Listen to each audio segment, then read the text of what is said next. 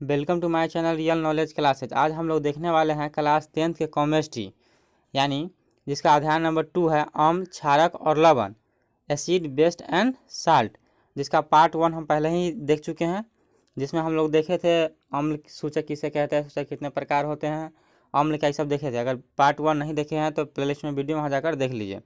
इस वीडियो में हम लोग देखने वाले हैं सूचक जो 3 प्रकार था उसके बारे में डिटेल से चर्चा करेंगे। शॉर्टकट में एक बार समझ लेते हैं कि सूचक किसे कहते हैं। जो सूचक होता है वह किसी विलयन में अम्ल या क्षारक की उपस्थिति को दर्शाता है। कि देखिए, आप जब किसी विलयन में डालिएगा तो यह अम्ल है कि क्षारक है, उसका रंग परिवर्तन करके, उसका गंध परिवर्तन करके दर्शाता है कि यह कौन अम्ल है या क्षारक है। जो सूचक होता है वह 3 प्रकार का होता है: प्राकृतिक सूचक, कृत्रिम सूचक जिसे संश्लेषित सूचक कहते हैं, और तीसरा होता है गंधकीय सूचक। तो उसी का जो 3 है उसमें से पहला हम लोग देखेंगे प्राकृतिक सूचक किसे कहते हैं, यानी नेचुरल इंडिकेटर। देखिए, जो प्राकृतिक सूचक होते हैं यानी नेचुरल इंडिकेटर, वे सूचक जो पौधे से प्राप्त होते हैं उन्हें क्या कहते हैं? प्राकृतिक सूचक कहते हैं। आप जानते हैं कि प्रकृति के बारे में जो प्रकृति से प्राप्त होते हैं उन्हें क्या कहते हैं? प्राकृतिक सूचक कहते हैं। जैसे उदाहरण आप देख सकते हैं, जैसे लिटमस क्या है? प्रकृति से प्राप्त होता है। हल्दी क्या है? जो प्रकृति से प्राप्त होता है।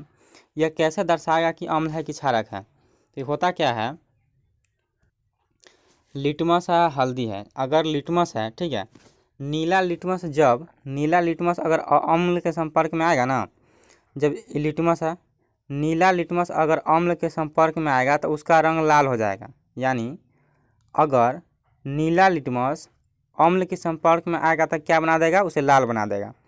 अगर वह क्षारक के संपर्क में आएगा, ठीक है, अगर लाल लिटमस है या क्षारक के संपर्क में आएगा तो उसे क्या बना देगा? नीला बना देगा।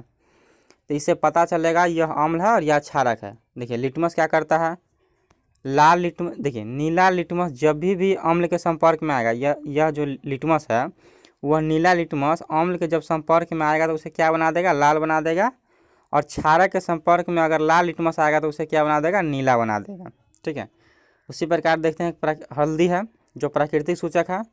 यह जब अम्ल के संपर्क में आता है तो यह पीला ही रहता है, इसका रंग में कोई परिवर्तन नहीं होता है। हल्दी जो है वह अम्ल के संपर्क में आता क्या रहेगा? पीला ही रहेगा, इसके रंग में कोई परिवर्तन नहीं होगा। लेकिन जब क्षारक के संपर्क में आएगा तो वह क्या कर देगा? लाल कर देगा। यानी हल्दी जब अम्ल के संपर्क में आएगा, हल्दी पीला होता है तो पीला ही रहेगा। देख सकते हैं यहाँ पे जो हल्दी है पीला रहता है, और अम्ल के संपर्क में आएगा तो वो पीला ही रहेगा। लेकिन अगर क्षारक के संपर्क में आएगा तो लाल हो जाता है। जैसे आप लोग देखे होंगे कभी हाथ में हल्दी लग जाता है, जब आप उससे साबुन से धोते हैं तो वह लाल हो जाता है। क्यों? साबुन जो है वह क्या होता है? क्षारक होता है। और जो ये हल्दी लिए हैं प्राकृतिक सूचक है, यानी पीला रंग होता है। जब आप अगर नहीं किए होंगे तो देख सकते हैं, थोड़ा हल्दी लगा लीजिएगा हाथ में और उसे साबुन से हाथ धोइएगा तो वह लाल हो जाएगा। जो पीला हल्दी रहेगा वह लाल में परिवर्तन हो जाएगा। क्यों? क्योंकि जो साबुन है वह क्या है? क्षारक है, और हल्दी जो है प्राकृतिक सूचक है। और जब भी क्षारक के संपर्क में आएगा उसे लाल बना देगा, और अम्ल के संपर्क में आएगा तो पीला ही रहेगा। जैसे कृत्रिम का दूसरा जो सूचक का दूसरा प्रकार है वह है कृत्रिम सूचक, जिसे संश्लेषित सूचक कहते हैं। यह क्या होता है? वे सूचक जो रसायन द्वारा बनाए जाते हैं, क्या कहते हैं? उन्हें कृत्रिम सूचक या संश्लेषित सूचक कहा जाता है। उदाहरण में आप देख सकते हैं फिनोल्फ्थिलीन है और मेथिल ऑरेंज है। एक ऐसे दर्शाता है कि यह अम्ल है या क्षारक है। जब भी फिनोल्फ्थिन अम्ल के संपर्क में आएगा, ठीक है, जब अम्ल के संपर्क में आएगा तो इसका रंग सफ़ेद हो जाएगा। जैसे पानी का रंग होता है उसका रंग सफ़ेद हो जाएगा। लेकिन यह जब क्षारक के संपर्क में आएगा तो यह क्या हो जाएगा? गहरा गुलाबी हो जाएगा। आप देख सकते हैं यहाँ पे जो फिनोल्फ्थिलीन है यह अम्ल के संपर्क में आएगा तो सफ़ेद हो जाएगा, यानी पानी की तरह हो जाएगा। और जब यह क्षारक के संपर्क में आएगा तो क्या हो जाएगा? गहरा गुलाबी हो जाएगा। ठीक है, इससे पता चलता है कि अम्ल है कि क्षारक है। मेथिल ऑरेंज देख लीजिए, जब यह अम्ल के संपर्क में आएगा, ठीक है, तो यह लाल हो जाएगा। मेथिल ऑरेंज पता कैसे चलेगा कि अम्ल है कि क्षारक? जब यह अम्ल के संपर्क में आएगा तो कैसा हो जाएगा? लाल हो जाएगा। और जब क्षारक के संपर्क में आता है यह कैसा हो जाएगा? पीला हो जाएगा। फिर एक बार देख लीजिए, कृत्रिम सूचक क्या होता है? वे सूचक जो रसायन द्वारा बनाए जाते हैं उन्हें कृत्रिम सूचक कहते हैं। जैसे फिनोल्फ्थिलीन हो गया, यह जब क्षारक के संपर्क में आएगा तो गहरा गुलाबी हो जाएगा, और अम्ल के संपर्क में आएगा तो सफ़ेद हो जाएगा, यानी जैसे पानी कलर होता है। मेथिल ऑरेंज अम्ल के संपर्क में आएगा तो इसका रंग लाल हो जाएगा, और क्षारक के संपर्क में आएगा तो क्या होगा, पीला हो जाएगा। इससे पता चलेगा अम्ल है कि क्षारक है। इसका तीसरा जो प्रकार है वह है गंधकीय सूचक। तो गंधकीय सूचक होता क्या है, जिन पदार्थों की गंध अम्लीय या क्षारक माध्यम में बदल जाए उन्हें गंधकीय सूचक आ जाए। जैसे अम्ल है कि क्षारक है, जब भी यह अम्ल या क्षारक के संपर्क में आएगा तो इसका गंध में परिवर्तन हो जाएगा और रंग में परिवर्तन हो जाएगा। ठीक है, गंधकीय सूचक यानी गंध में परिवर्तन हो जाएगा। जैसे जो गंध रहेगा तो अम्लीय माध्यम में कुछ और होगा और क्षारकीय माध्यम में कुछ हो जाएगा। जैसे आप एग्जाम्पल देख सकते हैं यहाँ पे, अम्ल और क्षारक है। ठीक है, जैसे प्याज के रस है, जब प्याज के रस होता है यह अम्ल के संपर्क में आएगा ना, तीक्ष्ण गंध हो जाता है, यानी कड़वा लगने लगता है, मतलब काफ़ी ज़्यादा कड़वा हो जाएगा। तीक्ष्ण मतलब कड़वा होता है। लेकिन जब यही प्याज के रस क्षारक के संपर्क में आता है तो इसका कोई गंध यानी गंधहीन हो जाता है। जैसे वायु गंधहीन है, कोई इसका गंध है नहीं है। लेकिन प्याज का जो रस होता है उसका जो भी क्षारक के संपर्क में आएगा उसका भी गंध खत्म हो जाएगा, यानी कोई गंध ही नहीं रहेगा। जैसे वनीला देख सकते हैं आप, वनीला, यह वनीला वही वनीला है जो आइसक्रीम का फ्लेवर बनाने के लिए यूज़ किया जाता है। वनीला एक आइसक्रीम भी होता है, आप कभी ट्राई करके देख लीजिएगा।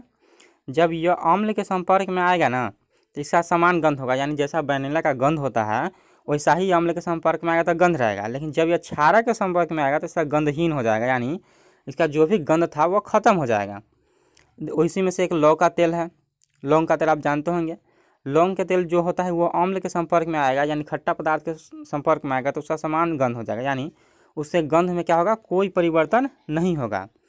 और इसका जब भी यह क्षारक के संपर्क में आएगा तो यह क्या हो जाएगा, इसका गंध ही खत्म हो जाएगा, यानी गंधहीन हो जाएगा। इस प्रकार जान सकते हैं कि अम्ल है कि क्षारक है। तो सूचक कितने प्रकार के होते हैं, सूचक 3 प्रकार के होते हैं। एक में प्राकृतिक सूचक, कृत्रिम सूचक, गंधकीय सूचक। इससे हम लोग को क्या पता चलता है कि अम्ल है कि क्षारक है कि। तो गंधकीय सूचक देख चुके हैं। यह जब यह प्याज के रस है जो आएगा अम्ल के संपर्क में तीक्ष्ण गंध हो जाएगा, और क्षारक के संपर्क में तो इसका गंध खत्म हो जाएगा। वनीला है, अगर अम्ल के संपर्क में आएगा तो इसके गंध में कोई परिवर्तन नहीं होगा, जैसा गंध है वैसी रहेगा।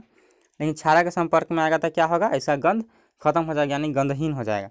लौंग का तेल है, जब भी अम्ल के संपर्क में आएगा तो समान रहेगा, लेकिन जब भी क्षारक के संपर्क में आएगा तो यह इसका गंध ही खत्म हो जाएगा। अब देखते हैं इस पर आधारित कुछ क्वेश्चन है। जब अम्ल और क्षारक की बात हो ही रहा है तो एक दो क्वेश्चन कर लेते हैं इस पर। वह क्वेश्चन क्या है, जो क्वेश्चन हम लोग देखने वाले हुआ क्वेश्चन कुछ इस प्रकार है। पीतल और तांबे के बर्तनों में दही और खट्टे पदार्थ क्यों नहीं रखना चाहिए। जैसे जो बर्तन होता है पीतल और तांबे का, उसमें दही और खट्टा पदार्थ नहीं रखना चाहिए। दही और खट्टा पदार्थ का मतलब एक ही हुआ, क्योंकि दही भी खट्टा होता है और खट्टे पदार्थ तो अम्ल होता ही है। यानी जो दही हुआ वो भी अम्ल है और खट्टे पदार्थ हुआ वो भी अम्ल है। जानते हैं आप लोग कि अम्ल के प्रॉपर्टीज़ के बारे में हम पहले ही पढ़ चुके हैं पार्ट 1 में। अगर नहीं देखे तो प्लेलिस्ट में वीडियो वहाँ पे देख लीजिएगा। तो जो यह अम्ल होता है और खट्टे पदार्थ होता है, इसको पीतल और तांबे के बर्तन में नहीं रखना चाहिए। देखिए होता क्या है, जब आप दही और खट्टे पदार्थ के जो ये प्रकृति होता है क्या होता है, अम्लीय होता है, यानी यह अम्ल होता है। जब यह पीतल और तांबे के बर्तन के संपर्क में आएगा ना तो यह उस अभिक्रिया करने लगता है, यानी क्रियाशील होता है। जब यह अम्ल पीतल और तांबे के बर्तन में के संपर्क में आएगा तो क्या करने लगेगा, वह क्रिया करने लगेगा, यानी अभिक्रिया करने लगा। और जो अभिक्रिया करके बनाएगा वह विषैले पदार्थ यानी जहरीला पदार्थ का निर्माण कर देगा। अब कोई पदार्थ जहरीला बन गया, अगर दही है वह पीतल और तांबे के बर्तन के साथ अभिक्रिया करके क्या बना दिया है, जहरीला पदार्थ, तो उसे आदमी खाएगा या कोई भी खाएगा तो हानिकारक हो सकता है, उससे मर भी सकता है आदमी। नहीं मरेगा तो स्वास्थ्य के लिए हानिकारक हो जाएगा। इसीलिए कहा जाता है कि पीतल और तांबे के बर्तनों में दही और खट्टा पदार्थ को नहीं रखना चाहिए, बिल्कुल नहीं रखना चाहिए। क्योंकि दही और खट्टे पदार्थ की प्रकृति क्या होती है, अम्लीय होती है, और वह पीतल और तांबे के साथ क्रिया करके विषैले पदार्थ का निर्माण करते हैं, जो कि स्वास्थ्य के लिए क्या होता है, हानिकारक होता है। एक क्वेश्चन और देखते हैं। वो क्वेश्चन क्या है, आश्रित जल विद्युत का चालक क्यों नहीं करते हैं, जबकि वर्षा जल जो होता है वो विद्युत का चालक करता है। देखिए जो ये आश्रित जल होता है यानी शुद्ध जल होता है, इसमें हाइड्रोजन आयन जो होता है, आप देखते हैं अम्ल में कि यह क्या करता है, जल में जब ये अम्ल का प्रकृति क्या होता है, जो अम्ल का प्रकृति होता है, अम्ल का प्रकृति क्या होता है, वह जलीय विलयन में क्या करता है, H+ आयन देता है। देखिए जो विद्युत का चालन करने के लिए जो सबसे आवश्यक होता है वह आयन होता है, लेकिन जो शुद्ध जल होता है उसमें आयन होता ही नहीं है। इस कारण से क्या होता है, विद्युत का चालन नहीं कर पाता। लेकिन जो वर्षा का जल होता है वह अशुद्ध होता है, वर्षा आप सुने होंगे अम्ल वर्षा। तो अम्ल वर्षा जब भी अम्ल आ गया तो उसमें क्या करेगा, वह जलीय विलयन में जब भी घुलेगा तो क्या देगा, H+ आयन देगा। अम्ल का प्रॉपर्टी ही होता है वह जल में घुलकर H+ आयन देगा। और विद्युत का चालक करने के लिए क्या आवश्यकता होता है, आयन की आवश्यकता होती है। तो इसीलिए जो अशुद्ध जल होता है उसमें H+ आयन यानी हाइड्रोजन आयन उपस्थित होता है। इस कारण से वो क्या करते हैं, विद्युत का चालक करते हैं, मतलब उसमें विद्युत प्रवाहित होता है। और जो शुद्ध जल होते हैं उसमें विद्युत का चालन नहीं होता है। क्योंकि उसमें हाइड्रोजन आयन मौजूद नहीं होता है। और वर्षा के जल में जो होता है उसमें हाइड्रोजन आयन के साथ और अन्य अशुद्ध पदार्थ होता है, जिसके कारण से वह क्या करता है, विद्युत का चालन कर पाते हैं।